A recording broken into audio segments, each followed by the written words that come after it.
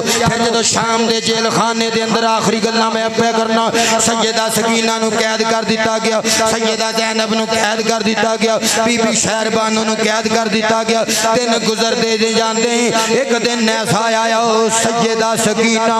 jail دے دروازے تے کھلوتیاں آج پاپل کر دیاں نے ابو نو یاد کر دیاں نے ایک رائی گیرو تھوں دی گزریا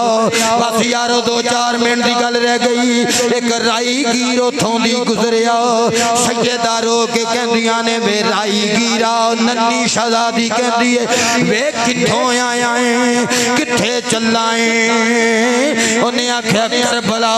دے رستے مدینے جانداں ماں پیا کربلا دے رستے مدینے جانداں ماں پیا سیدہ رو پئی فرمایا بے سوارا جدو کربلا جائے گا اتھے میرے بابل دی لاش پئی ہوئے گی اللہ جانے کسے دفنایا ہوئے گا یا انجی پئی ہوئے گی جامی سکینہ ولو سلام آکھی تی سکینہ تینو سلام آندی سی بیٹا چی سوارا جے میرے باپ ولو اے جواب آوے میری تی سکینہ خیمیاں ویچے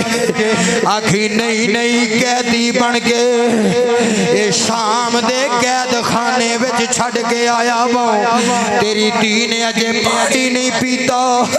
شام دے قید خانے وچ تڑپ دیئے پئی سیدہ رو پئی ڈاچی سوار تر پیو سیدہ روندی قید خانے وچ آ گئی سیدہ زینب نے سینے نہ لا لیا بے سیدہ تڑپ دی سسک دی بلگ دی زمین شام تے آ گئی روح کب سے انسری تو پرواز کر گئی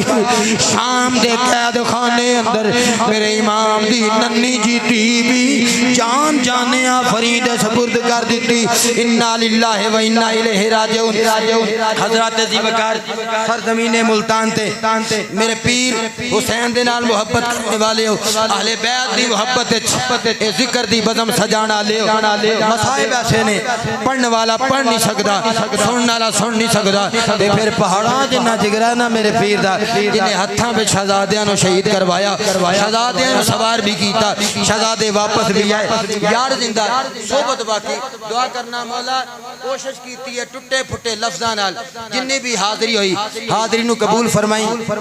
طبیعت ناساز سی چکر آ رہے سی تھکاوٹ بہت زیادہ سی اور